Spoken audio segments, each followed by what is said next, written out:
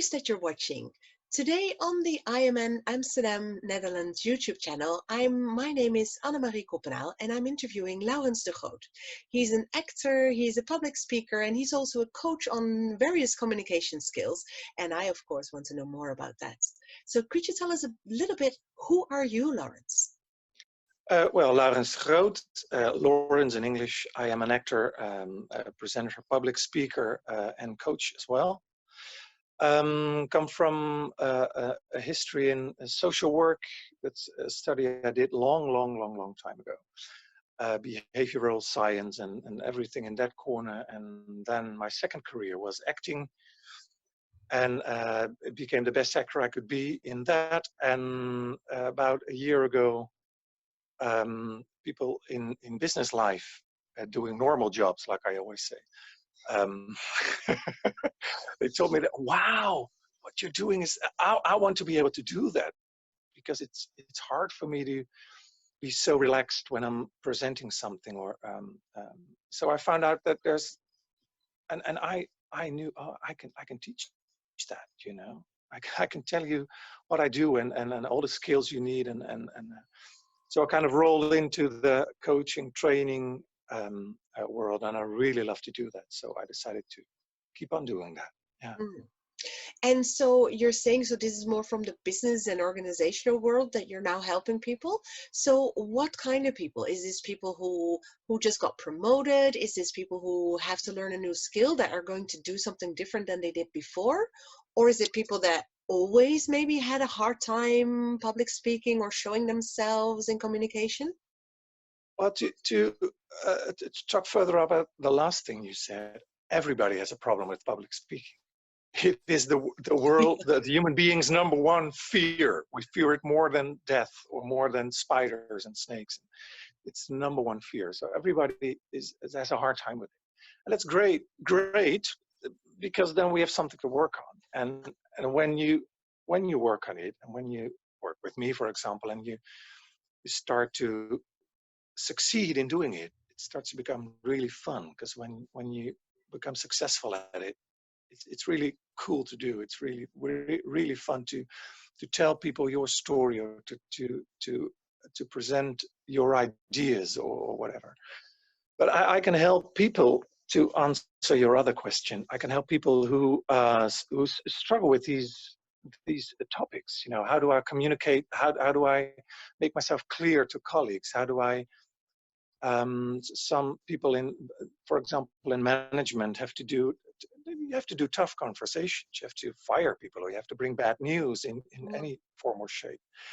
And you can use me as a sparring partner, or I can give you tips and tricks on how to do that conversation, communication, public speaking.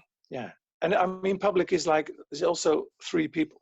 I performed for audiences of 3 people, you know, empty theaters. It's horrible. It's harder than doing it for 200 people, 2,000 people. Why would that be? Why is it so hard to communicate or to play when you're an actor for such a small audience? Is it because then you have a feeling that everything has to be more perfect because they're watching you closer? Well, mainly because if there's always a certain percentage that even if you do it perfectly, they will not click. And if it's 1 out of 3, it's like it's a third of your whole audience. That's really, and if it's 10 out of 200, you still have 190 left that are listening to you. So that's the basic, I think. And the most small audience, you can, if I'm in a theater, I can only see the front row and I don't see the rest. But when the crowd is really small, you're in a conference room, you can see all the other people and you can see all their reactions. Mm-hmm. And in most situations, you know all these people, so you know when you can read when they're distracted. You can see when they don't like what you're. So that's and you have to deal with that, and you have to find a way to, yeah. That's actually what I'm thinking of, because what is it then that you advise or teach people or whatever is to just like not look at what people are thinking of you, or is it that you teach them how to cope with what you think that people are thinking of you? it's mostly coping. Yeah, because I mean, the other people might think something of you, but if I look at myself, there's no tougher audience for me than me. You know, I really criticize myself if I'm doing it. And that mechanism you can change. You can change your own thoughts. You can change your own thinking patterns and your own panic buttons, and you can work on that. And you can change it, and that helps a lot. And And so how does that come in then? Does that help that you first studied more behavioral sciences because before you became an actor? Is that like some kind of like detour and coming back? Or well, actually, I think you're using both in what you're doing now. Is that correct? yeah, I do. Yeah, it's two lanes of the same road for me. Um, uh, but sometimes I use the one, sometimes I use the other. But well, I talked with Neil Gordon. He's another a great guy from the IMN network, and we talked about, to me, acting is real. And he said, "What do you mean with that?" I said, "Well, it's to act. It's doing something. When I'm on stage, I really feel the things you see. I really think the thoughts you read. It's real. It's the only way I know how to do that. But to be able to do that, I have to know all the mechanisms. I have to know how my brain works and how you can be ahead of your brain, because I can teach you that too. You know, create other thoughts, and your brain will react, and your body will respond and does the work for you. Mm. So yeah, it's cool that I have both these professions to and both these theoretical and practical backgrounds to teach from. Yeah. Yeah.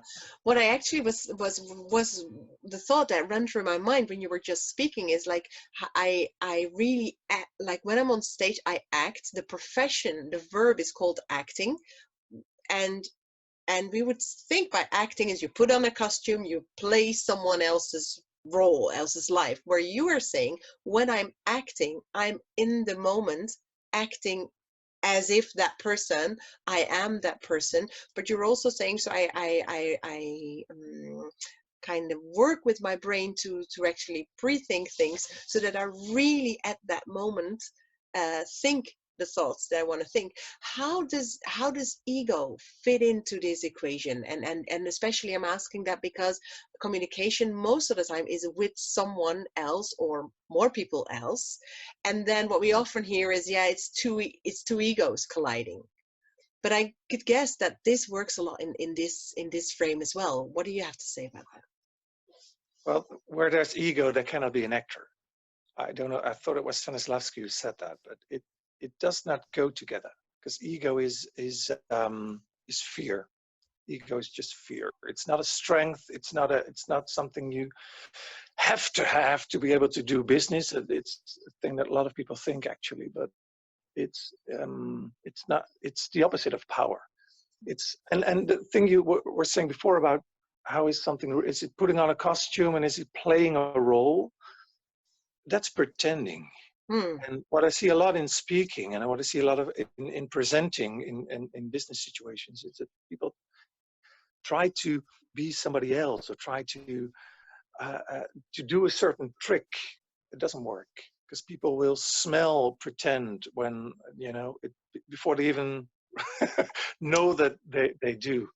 So I can bring you to a situation in which you are real in the here and now, and can just stand there as yourself, and no pretension and no ego and no, because that will give you strength, that will give you power.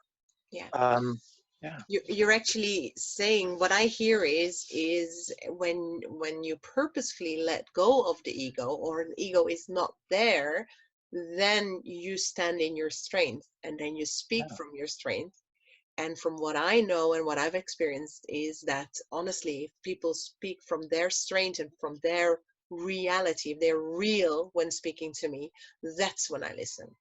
That's when Yeah, I want to take something exactly. from them. Exactly. Yeah. Yeah, Yeah. I could totally see that.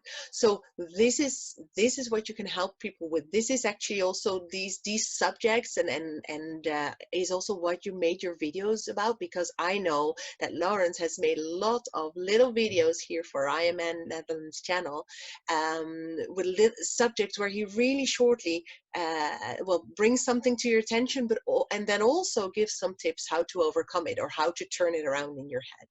Is this the kind of subjects that you're focusing on?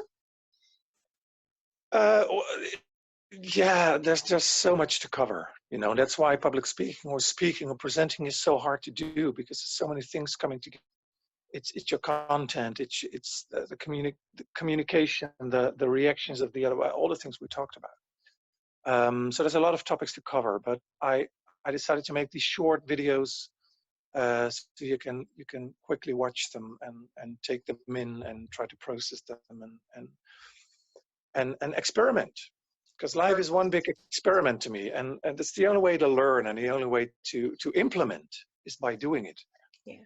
Well, that's relieving. That's already one very relieving thought for me, that life is an experiment. And so while I'm living life and stumbling through my failures, my mistakes, etc., I'm actually experimenting, experiencing as well, and then learning from that and maybe do it better or different next time, but not hitting myself over the head so hard about it.